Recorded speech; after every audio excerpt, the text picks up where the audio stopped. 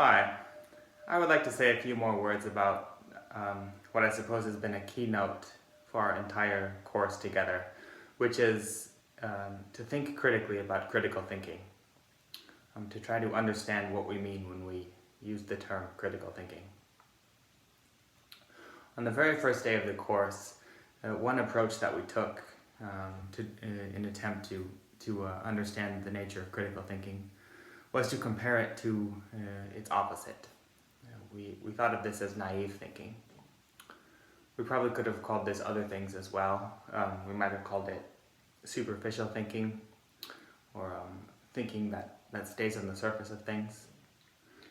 But we settled with naive thinking, and that's been in the lingua franca of this course. That's been the term that we've used to designate what we mean.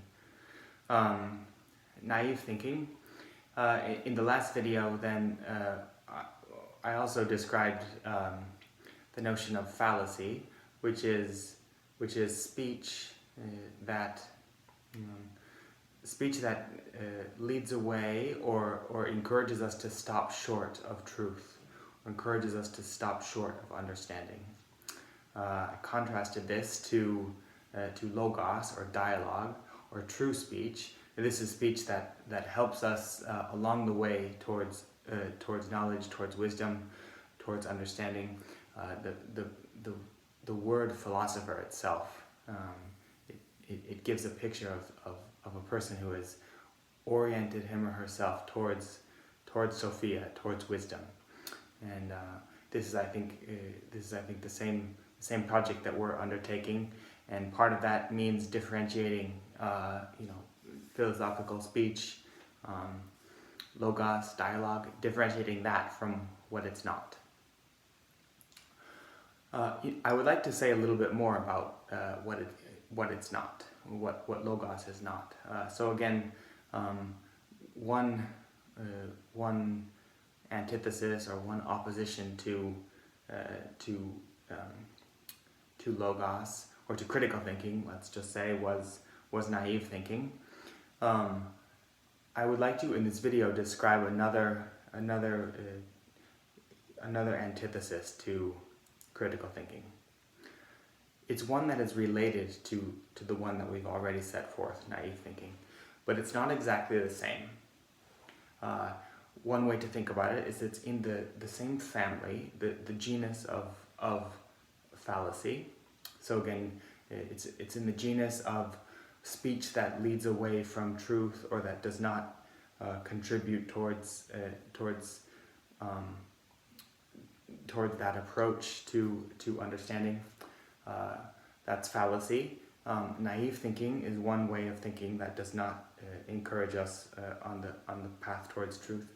Another way of thinking that does not that leads away from truth, or does not encourage us further on that path towards understanding, is something that we don't have a name for it yet, in the way that we do have a name for naive thinking.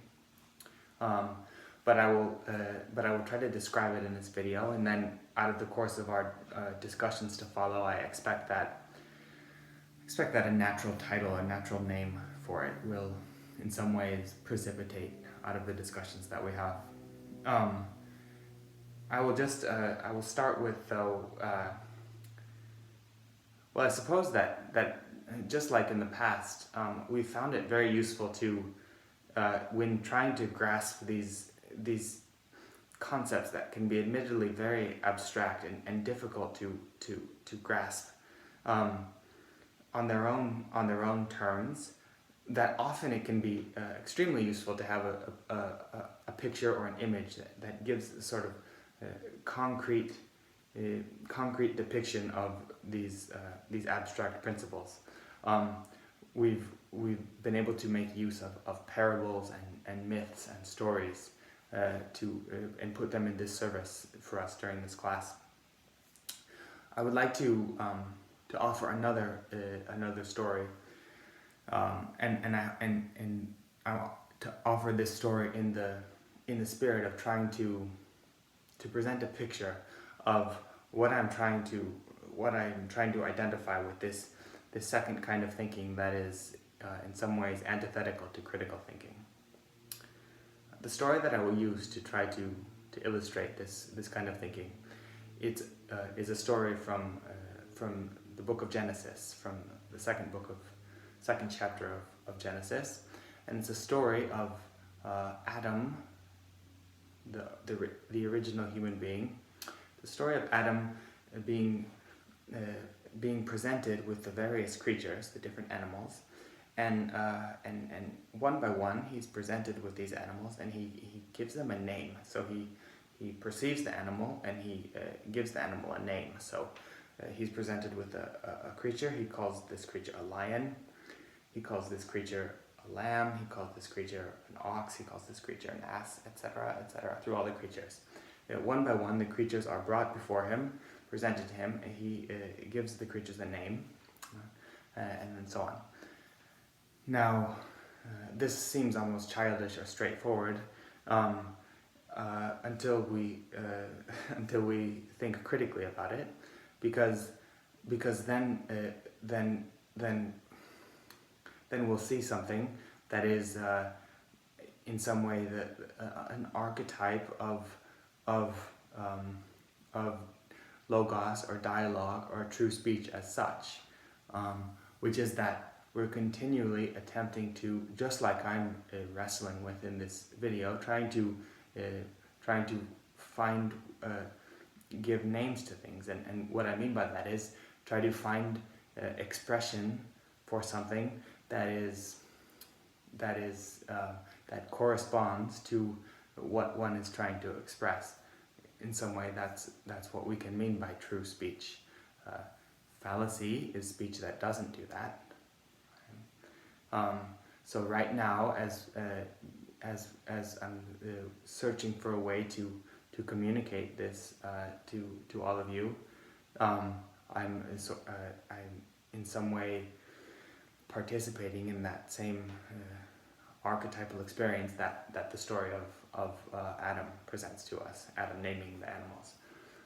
I would like to go back to that story, and this now is counterfactual in respect to the story. This is not something that happens in the story, but just imagine that Adam first calls each creature by its name, and then at a separate occasion, suppose that he calls the lion, he calls the lion a lamb, he calls the lamb a lion, and the ox an ass, and the ass an ox, etc. And so he mixes all the names, so the names go with the creatures at first, but then suppose the creatures all change, but he keeps the names the same, or the names change and the creatures stay the same, or whatever it happens to be.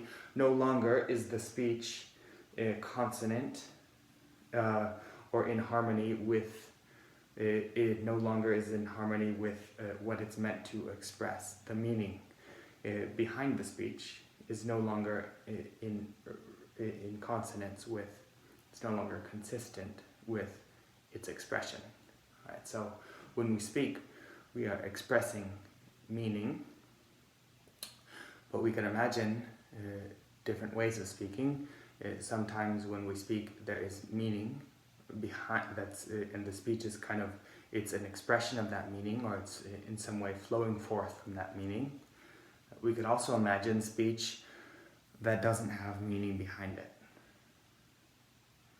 This is what I'm trying to get at with this kind of second antithesis to critical thinking.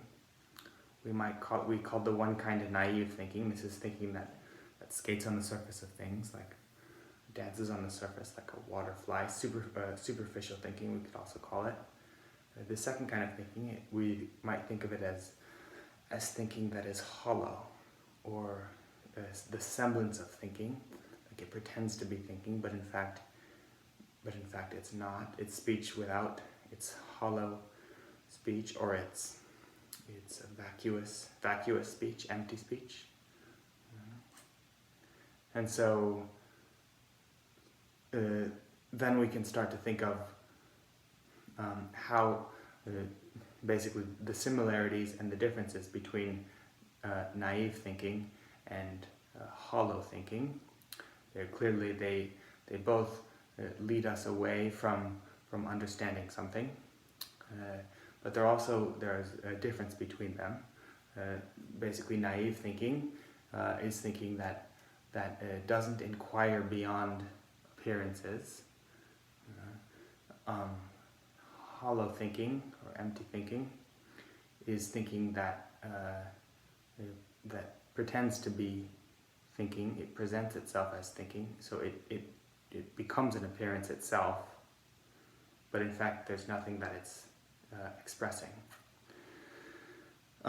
This goes back to the original distinction that Plato and Socrates make between the philosopher and the sophist.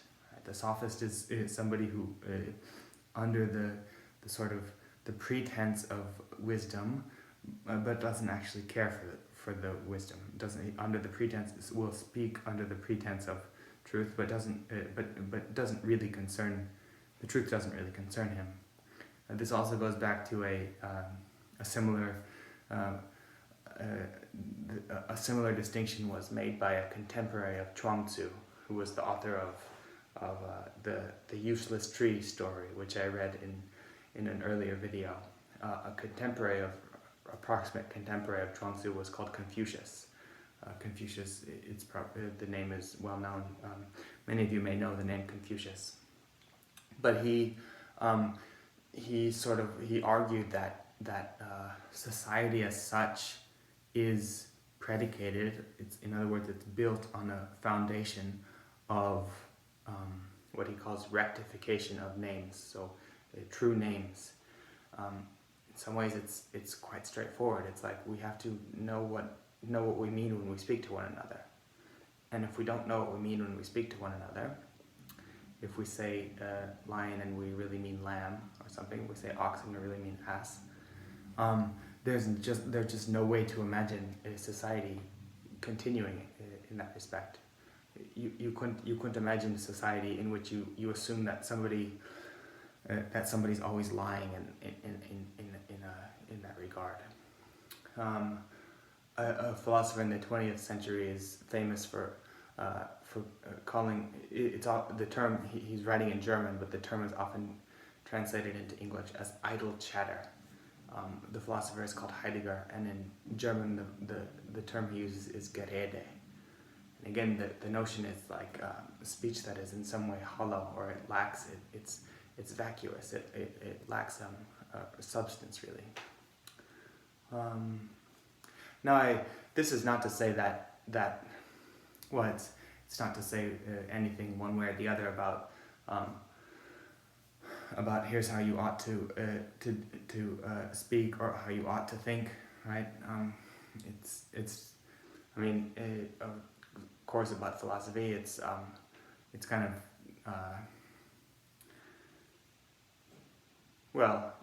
it's up to us once we learn these things, once we explore these things, what we think about these things. It's up to each of us individually how we carry this out into the world. But what I do hope is that this video and the ideas that I've put forth in this video, I hope that they can encourage us and inspire us to think further about these things. And again, thinking further means thinking critically. It means deepening our understanding. And so, on that note, I will thank everyone for your presence, and I will end this video.